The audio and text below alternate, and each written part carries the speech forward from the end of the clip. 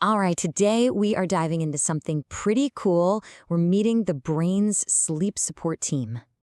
So let's get right into it. Have you ever had one of those nights? You're lying in bed, you're exhausted, you're staring at the ceiling, and it just feels like your brain's off switch is completely broken. Your body's ready to go, but your mind is just running a marathon, thinking about everything from your to-do list to that embarrassing thing you said like 10 years ago. It's super frustrating, right? Well, in this explainer, we're going to peek under the hood, see what's actually happening inside our brains. And we're going to meet a few potential helpers, kind of like a support team that might just help that busy brain finally power down for the night. Now, to understand how this support team works, we first have to meet the team captain. This is the most important part of the whole operation, and we're just going to call it the brain's chill button. Okay, so this chill button really comes down to a chemical messenger called GABA. The easiest way to think about GABA is like it's your brain's main brake pedal. Its whole job is to tell all those busy, buzzing brain cells, hey, time out, slow down, it's time to relax. When GABA starts flowing, your entire nervous system gets the message to just chill. And here is how simple it is. You start at step 1. Your brain is going 100 miles an hour, totally overactive.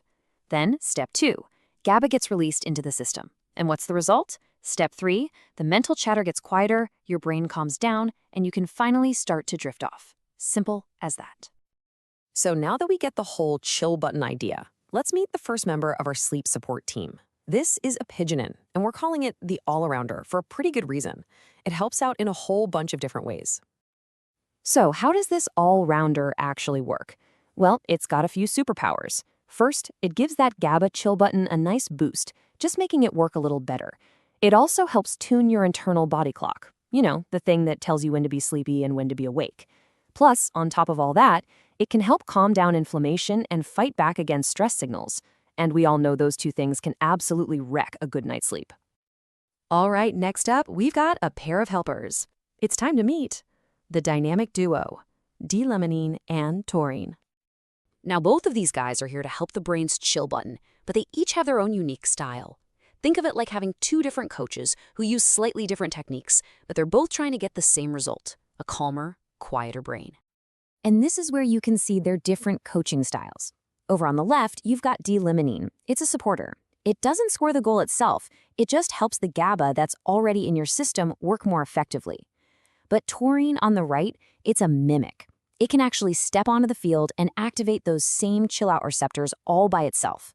It's kind of like a substitute player who knows all the right moves. But honestly, taurine is a real overachiever. It doesn't just mimic GABA, it also helps keep GABA around for longer, helps your body actually make more of it, and even pitches in to help manage your stress response.